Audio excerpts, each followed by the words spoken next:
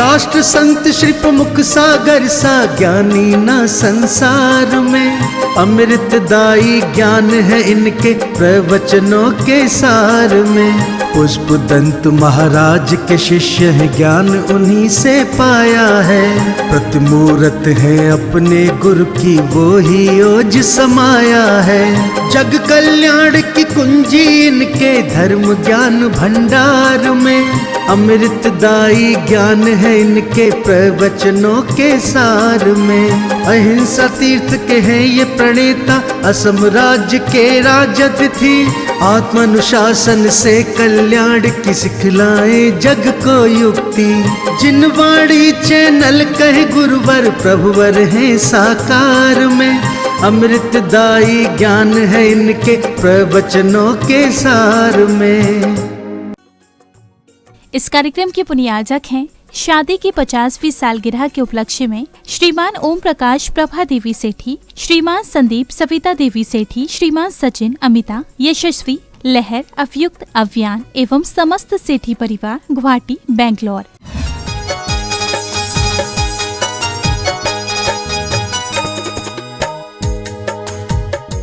जैसा विचार होगा वैसा आचार होगा, और जैसा आचार मतलब आचरण, और जैसा आचरण होगा वैसा ही संस्कार होगा, और जैसा संस्कार होगा वैसा ही तुम्हें तुम्हारा निराकार मिलेगा।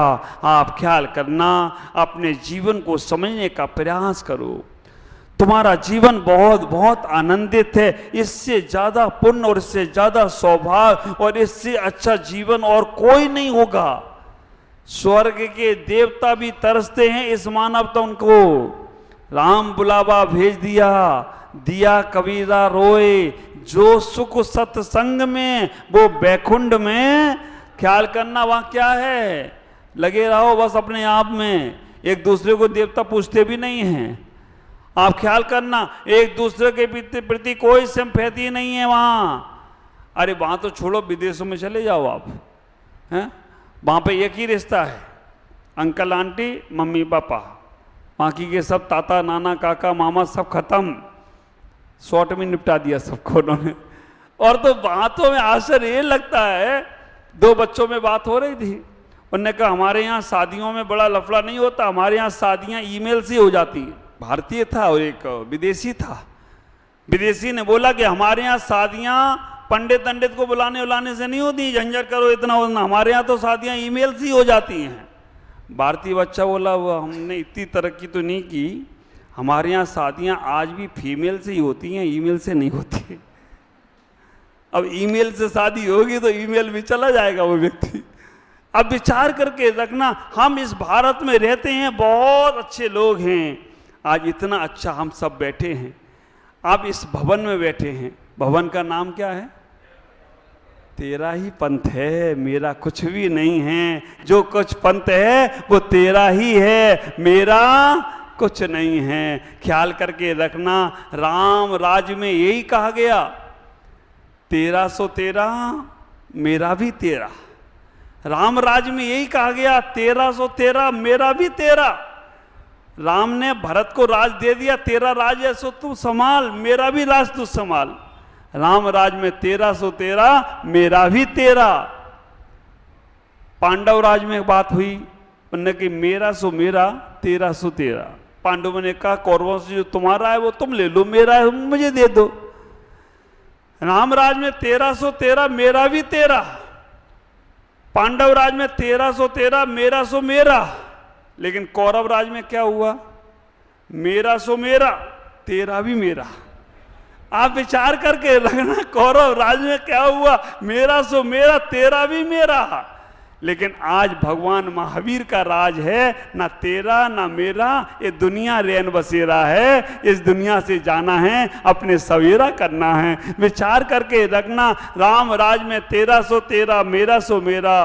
पांडव राज में तेरा सो तेरा मेरा सो मेरा। कौरव राज में मेरा सो मेरा तेरा भी मेरा। और महावीर राज में ना तेरा और ना मेरा, ये दुनिया रैन बसेरा है। लेकिन फिर भी ये तेरा पंथ है, तेरा पंथ है। किसका पंथ है? तेरा पंथ है। इसे अपना बनाना है। हम इतना ही विचार करेंगे, वो तेरा पंथ को अपना बनाना है। हमारे महाश्रमण जी, महाप्रज्ञ जी कितना मेहनत कर रहे हैं इस संप्रदाय में। आप विचार करके रखना, सबसे बड़े आश्चर्य की बात है कि एक ही गुरु है हमारे महाप्रज्ञ जी। आज अभी महाश्रमण जी हो गए हैं। हम लोग चेन्नई में थे, आज हमारे चेन्नई के बच्चे आए हैं, राजेश सभी पूरे चेन्नई में थे। पूरा श्वेतंबर दिगंबर समाज की एक ही महावीर जयंती, सारा का सारा पूरे साधु संत वहाँ। मेरे गुरुदेव का चातुर्मास भी हुआ, कई बार उनसे मिलना हुआ, मुझे बहुत अच्छा लग रहा है। मैं आपसे कहना चाहता हूं कि ऐसे सत्संग होते रहना चाहिए। कोई भी संत यहाँ पर आए, आपके इस खारो पेटिया में ऐसी संगम, ऐसा ज्ञान की गंगा हमेशा बहती रहना चाहिए। वही जल की बूंद अगर सर्प के मुख में जाती है तो जहर बन जाती है।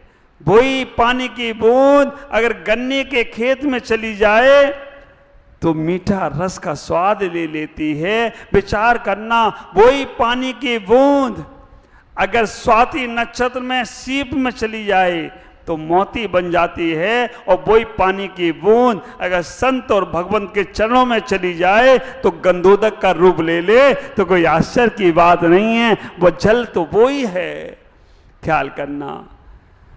वही जल शराब के प्याले में चला जाए तो नशे में काम आता है, और वही जल दूध में चला जाए तो वो दूध हमारे जीवन को हष्ट पुष्ट बनाने में कारण आता है। पानी की बूंद और कोई नहीं है, ये तुम हो सब। आप विचार करके रखना, पानी की बूंद और कोई नहीं है, वो हम सभी लोग हैं। अगर हमने इस पानी की बूंद को, इस जीवन को अगर संत भगवंत अच्छे लोगों के चरणों में, अच्छी विचारधाराओं के में, और एक बात का ख्याल करके रखना, उनके चरणों में समर्पित कर दिया, फिर तुम्हें कुछ नहीं सोचना, वो सब वो सोचेगी। मैं हमेशा कहता हूं, जिसके जीवन में गुरु नहीं उसका जीवन शुरू नहीं। जिसके जीवन में गुरु नहीं उसका जीवन शुरू नहीं। ख्याल करके रखना। हम तो इतना ही कहते हैं, अगर आप कोई जीवित को गुरु ना बना पाओ तो कोई बात नहीं, मिट्टी के द्रोणाचार्य को गुरु बनाने वाला भी एकलव्य तर गया। गुरु द्रोणाचार्य ने जब एकलव्य को शिक्षा देने से मना कर दिया तो मिट्टी के गुरु द्रोणाचार्य को एकलव्य ने मिट्टी का गुरु बना दिया। और मिट्टी के गुरु से भी उसने धनुर्विद्या सीखी हो तो कोई आश्चर्य नहीं होगा। मैं कहना चाहूंगा, गुरु बनाओ। अब कहोगे महाराज किसको बनाएं? हाँ, ख्याल करो, इतना ही सोचने का प्रयास करना। हम सोचते रहते हैं जीवन भर के कोई सच्चा गुरु मिले, कोई सच्चा गुरु मिले तो उसे अपना गुरु बनाऊं, उससे अपने जीवन की बागडोर सौंपूं। पूरा जीवन निकल जाएगा, जन्म जन्म निकल जाएंगे, सच्चा गुरु नहीं मिलेगा। ख्याल करके रखना, जीवन में सच्चे गुरु की तलाश मत करो, सच्चे शिष्य बन जाओ, वही गुरु तुम्हारे सच्चे हो जाएं तो कोई आश्चर्य की बात नहीं है। जिस गुरु को, जिसको मन में तुमने भाया है, उनके लिए सच्चे शिष्य बन जाओ। सच्चे शिष्य को ही सच्चा गुरु मिलता है। गुरु सच्चे को, शिष्य सच्चा मिले या ना मिले, करना कल्याण हमें अपना है। और हम क्या कर रहे हैं? हम गुरु बना रहे हैं। गुरु को बना रहे हो, गुरु को क्या बनाओगे? गुरु तो गुरु बने बनाए हैं, तुम्हें बनना शिष्य है। विचार करो, हम अपने जीवन में उस संगति को समझने का प्रयास करें। कभी भी नकारात्मक सोच वाले के पास मत जाना। संगति करना है तो सकारात्मक सोच जिसकी हो, जिसके विचार अच्छे हों, सकारात्मक सोच हो, पॉजिटिव सोच हो, जो अच्छा सोचता हो, उसके पास आप बैठो। आप नर्वस मन लेकर भी बैठोगे तो भी आप सर्वस्व हो जाओगे। और नकारात्मक व्यक्ति वाले के पास सर्वस्व लेकर बैठो, तुम नर्वस हो जाओगे। वो इतनी सारी लिस्टें गिनाएगा, इतनी सारी लिस्टें गिनाएगा, इतने सारे तुम्हें सूर्य मंत्र देगा कि तुम जो करना चाहो वो भी नहीं करोगे। वो कहोगे भैया ठीक है, अब मैं नहीं करता, जाता हूं। आप विचार करके रखना, नकारात्मक व्यक्ति के पास बैठ जाओ, तुम्हारी जो ऊर्जा है ना वो खत्म। और सकारात्मक व्यक्ति के पास पहुंचो। और एक बात का ख्याल करना, नकारात्मक के पास बैठोगे ना तो हमेशा शिकायत करेगा, और ये शिकायत की बीमारी सबसे ज्यादा खतरनाक है। शिकायत की बीमारी ऐसी है कि इसका इलाज डॉक्टर के पास भी नहीं है। तन का बीमारी हो तो डॉक्टर ठीक करते, मन की बीमारी हो तो संत ठीक कर दें, लेकिन इस शिकायत की बीमारी खतरनाक इतनी है, इसका इलाज किसी के पास नहीं। ऐसी ऐसी शिकायतें, अब आप विचार करके रखना, कई बार पुरुष वर्ग आते, महाराज मेरा बेटा और तो सब अच्छा है, सब काम धाम देख रहा है, सब कुछ अच्छा कर रहा है, लेकिन रात को 12 बजे घर में आता है, और तो सब अच्छा है, बस महाराज कभी कभी ये लगा के आ जाता है, और तो सब अच्छा है, बस महाराज कभी कभी बेवजह बोल देता है। तुम ये उसकी अच्छाई बता रही हो या बुराई बता रही हो, तो बताओ पहले हमें। ये श्रीमती जी आती हैं, बोलती महाराज मेरे पति बहुत अच्छे हैं, बहुत अच्छे हैं, पर महाराज कभी कभी हमको डांट देते तो खराब लगता है, और तो सब अच्छा ही है महाराज, कुछ उनकी गलत आदतें हैं, उनको कैसे अच्छा किया जाए। तुम उनकी प्रशंसा कर रही हो या उनकी शिकायतें कर रही हो? सबकी शिकायतें यही होती हैं। हम तो भगवान को भी नहीं छोड़ते। कई बार हम मंदिर में जाके भगवान को कहते महाराज देखो भगवान, कई बार उपासना में सामायिक में भी बैठते होंगे तो कई बार मन में ये विचार आ जाता होगा कि हम इतनी सामायिक कर रहे हैं, इतना हम उपवास कर रहे हैं, इतनी हम साधना कर रहे हैं, लेकिन वो व्यक्ति कभी आता नहीं, उसका बिजनेस देखो बहुत चमक रहा है, उसका व्यापार बहुत बढ़ रहा है, वो कभी नहीं आया उपासना में, सामायिक करने नहीं आता है, कभी उसने चौबिहार नहीं किया, और वो सब कुछ चमक रहा है, और हम भगवान इतना कर रहे हैं फिर भी हमारे ऊपर ही कष्ट है। हम घर की खूब मेहनत करें, काम धाम करें, फिर भी घर में कोई इज्जत ही नहीं दे रहा है, और वो कुछ नहीं करता है और उसको सारी इज्जत मिल रही है। हम भगवान को भी नहीं छोड़ते हैं। एक आदमी ट्रैफिक में जा रहा था, और ट्रैफिक भी जाम क्यों हो गया, सड़क पे जा रहा था, ट्रैफिक हो गया बहुत जाम, क्या थी, गाय भैंसे एक साथ निकल गई सामने से 25-50, पीछे लंबी लाइन लग गई। वो आदमी वहीं खड़ा हुआ था तो उसने भगवान से शिकायत की, भगवान इन गाय भैंसों को भी अगर पंख लगा देते तो जैसे पक्षी ऊपर से निकल जाते उड़ के, ये भी निकल जाते, आपको क्या जाता, पंख लगा देते। हुआ क्या, इतनी देर में ही ऊपर से कोई पक्षी उड़ रहा होगा, और पक्षी ने की बीट, दम उसके सर पे गिरी। उसने देखा ये क्या, उसने कहा भगवान धन्यवाद आपका, अगर इस समय अगर ये भैंस उड़ रही होती तो मेरा इसका क्या होता। आप विचार करके रखना, अगर इस समय भैंस उड़ रही होती और वो बीट करती तो मेरा इसका क्या होता। ये तो पक्षी का था तो चलो मैंने साफ कर लिया। तो आदमी शिकायत करना चूकता नहीं है, भगवान को भी शिकायत करता है। ख्याल करना, जब तक तुम्हारे मन में शिकायत है, शिकायत की बीमारी है, समझ के रखना इसका कोई इलाज नहीं। तुम कितना भी सत्संग कर लो, मैं अक्सर हमेशा कहता हूं अपने भक्तों से, श्रावकों से, उन आत्मीय लोगों से, आप धन्यवाद की प्रार्थना शुरू कर दो, आप धन्यवाद देना प्रारंभ कर दो, आप एक दूसरे को रिस्पेक्ट देना प्रारंभ कर दो, आप एक दूसरे को धन्यवाद कहना शुरू कर दो, हर अच्छे काम की शाबाशी दो, हर अच्छे काम में उसका प्रोत्साहन करो। मैं अक्सर कहता हूं तुम मेहनत ना कर पाओ, तुमसे ज्यादा मेहनत नहीं होती है, कोई बात नहीं, तुमसे ज्यादा मेहनत नहीं होती है, कोई बात नहीं, लेकिन अगर आप किसी मेहनती व्यक्ति की शाबाशी देते हो, उसे आप शाबाशी देते हो, तुमने अच्छी मेहनत की। ख्याल करके रखना, किसी मेहनती व्यक्ति को शाबाशी देने से तुम्हारा श्रम दान हो जाए तो कोई आश्चर्य नहीं होगा। किसी भूखे को भोजन नहीं खिला पा रहे हो, कोई बात नहीं, अगर तुमने अपनी थाली का झूठा भोजन नहीं छोड़ा तो तुम्हारा अन्न दान हो जाए तो कोई आश्चर्य की बात नहीं। आप रक्तदान नहीं कर पाओ, कोई बात नहीं, किसी रोते को तुमने हंसा दिया और उसका रक्तदान हो जाए, तुम्हारा तो कोई आश्चर्य की बात नहीं है।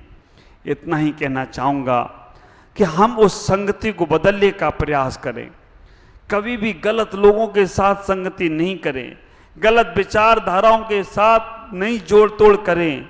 अब होता क्या है महाराज, अब उसको गलत नहीं समझना, आफत गले पड़ी है, उसे निभा रहा। क्या करूं महाराज, अब क्या करूं, अब कैसे छोड़ूं, छूट ही नहीं रहा पीछा। कल ये सुना रहा था हमको ये संदीप, इसने इसके पास ही बोल देता हूं, इसी ने सुनाया है। इसने पत्नी से पूछा कि अगर हमें ये लॉटरी लग जाए तो तुम क्या करोगी? पत्नी ने कहा आधा पैसा लेके मैं ससुराल चली जाऊंगी।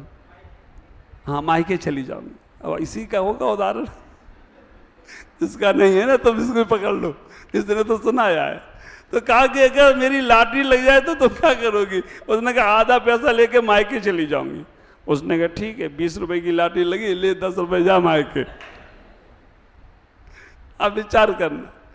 अब कभी कभी ऐसा होता है कि हम नहीं छोड़ सकते, क्योंकि उनके साथ संपर्क बना है, उनके साथ उठना बैठना हुआ है, कैसे छोड़ें? छोड़ो मत, जोड़ो। हम उनके मन से जोड़ने का प्रयास करें। हम अपने उनके मन में जो गलत भाव है उसे निकालने का प्रयास करें। फिर भी नहीं निकलता है, फिर भी नहीं होता है, कोई बात नहीं, न्यूट्रल में गाड़ी डाल दो। आप अपने आप को बिल्कुल न्यूट्रल में डाल दो। न्यूट्रल में गाड़ी डालने का मतलब है आप सहज हो जाओ। वो अगर अच्छे से बात करे तो अच्छे से कर लो, और नहीं करे तो न्यूट्रल में जो है करने दो, क्योंकि उलझने से हम जीवन में सुलझ नहीं सकते। इसलिए हम अपने आप को समझने का प्रयास करें, अपने आप को जानने का प्रयास करें। ये जीवन बहुत अच्छा है। मैं हमेशा कहता हूँ ये जिंदगी बहुत खूबसूरत है, इसे समझने की ज़रूरत है। समझ गए तो परमात्मा की मूरत है, नहीं समझे तो शैतान की सूरत है। इसलिए अपने जीवन में, इस छोटे से जीवन में अच्छे विचारधाराओं को लाओ, अच्छी संगति को लाओ, अच्छे लोगों के साथ उठो बैठो। जो लोग तुम्हें इधर उधर लड़ाने बढ़ाने का काम करें उनसे बहुत दूर रहना। क्यों? क्योंकि वो तुम्हें लड़ाकर वो तो आराम से चुस्कियां लेके चाय पिएंगे और कहेंगे देखो अच्छा हो रहा है ना, मजा आ रहा है ना, तुम्हारे घर को नरक बना देंगे। तुम उनके बीच में रहकर अच्छे से अच्छा व्यतीत करो। आप विचार करना, भी हमारे पास रूपनगर, क्या नगर है, नाम रूप से राजेश भाई आए। मैंने उनसे पूछा और बस महाराज जो भी है, बस मुझे, मैं अच्छा हूँ, मेरी पत्नी अच्छी, मेरे बच्चे अच्छे, मेरी माँ अच्छे और मैं अच्छा हूँ, मुझे सब अच्छा है। ख्याल करना कि तुम्हारे परिवार में आपस में खुशी है, प्रेम है, आत्मीयता है, तो आप दुनिया के सबसे बड़ी दौलतमंद व्यक्ति हो, सबसे बड़े अमीर व्यक्ति हो, सबसे बड़े स्वस्थ व्यक्ति हो, सबसे बड़े खुश व्यक्ति हो। खूब दौलत है, खूब व्यापार बिजनेस है, और परिवार में एक दूसरे का मुंह देखने में ऐसा लगता है जैसे आतंकवादी आ गया हो। बाप रे, आतंकवादी को भी एक बार देख लो, लेकिन उसकी शक्ल ही नहीं देख रहे हो। ख्याल करो, परिवार का सुख ढूंढो, परिवार में थोड़ा सह लो, थोड़ा कह लो, तभी परिवार में रह लो। थोड़ा सह लो, थोड़ा कह लो, तभी परिवार में रह लो। ना सहो और ना कहो तो फिर तो अपने आप में रहो। आज इतना ही, लेकिन फिर भी आनंद का जीवन है, आनंद से भरकर जिए, इतना ही कहूँगा। मुझे बहुत खुशी है कि आज ये संप्रदाय, हमारा जैन धर्म, हमारा बहुत ऊंचाइयों का धर्म है, इसे हम लोग संभाल रहे हैं, आगे से आगे बढ़ाने का प्रयास करें। ओम नमः जय गुरुदेव।